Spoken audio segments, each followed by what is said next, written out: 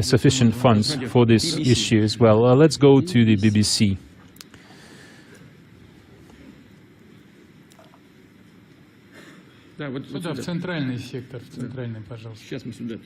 Here in the center, please. Thank you. I'd like to ask the question in English, if that's okay. Steve Rosenberg, BBC News. Mr. President, your country has been accused of state-sponsored hacking with the aim of influencing the result of the US presidential election. Indeed, President Obama has hinted very strongly he thinks that you are behind that. He said that not much happens in Russia without Vladimir Putin. And President Obama revealed that he told you personally to cut it out. So what did you tell him in response? And can you confirm that you were warned by Washington not to tamper with America's election, warned in a message via the so-called red phone, the crisis line between your two countries? And finally, just coming back to the point about Donald Trump's tweet yesterday, are you not concerned, though, that there is a danger of a new arms race if America is talking about boosting its nuclear arsenal? Thank you. A new arms race. Conditions for a new arms race were created when the US withdrew from the ABM treaty.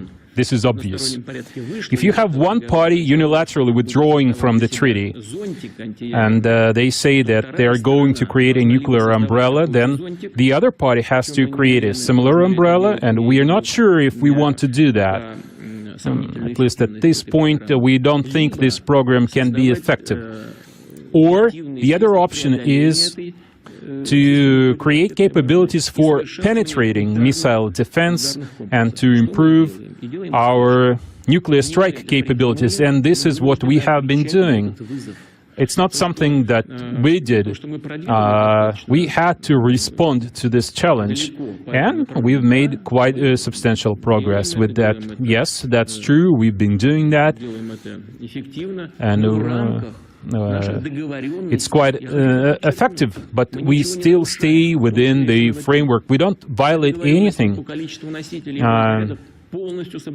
We still are in line with all our obligations as to the number of warheads. Just recently, US monitors went to our nuclear sites and monitored the way we produce nuclear warheads. Do you remember that? And instead of keeping our relationship like that, the United States withdrew from the ABM treaty. It was not us. They did it.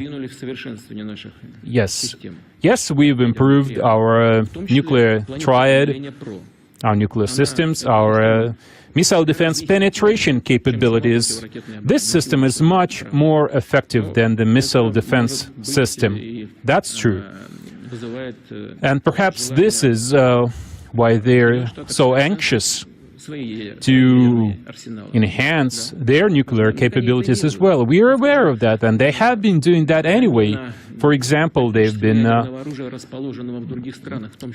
tactical nuclear weapons in Europe, including your country, the United Kingdom. This has been going on, and I really hope that your audience are aware of that. Turkey, UK, the Netherlands, Americans are upgrading their nuclear weapons deployed there. So, if somebody is stimulating a new arms race, it's certainly not us. But I would like to emphasize, and this is more for internal, domestic conceptions, I would like to say we will never join an arms race, and we will never spend the kind of resources that we can't afford. At the beginning, earlier, when I answered some other questions, I said that in 2011, we spent 2.7% of our GDP on defense. Then it was 4.7, then it's 3.3, and we'll keep it like that, because we've done everything we need We were taking care of our basic needs with modernizing our weaponry. And now, by 2021, 70% of our weapons will be modern weapons. Currently, the level is 50 to 60%. It's 60 with nuclear forces, or even 90%. So we are happy with the situation. We just proceed according to plan. Now, you mentioned tampering and our conversation, my conversation with President Obama. You may have noticed that I never reveal the contents of our conversations one-on-one. You mentioned tampering. So,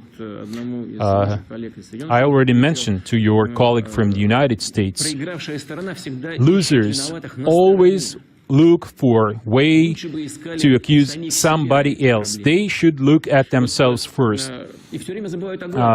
And they always forget the most important thing.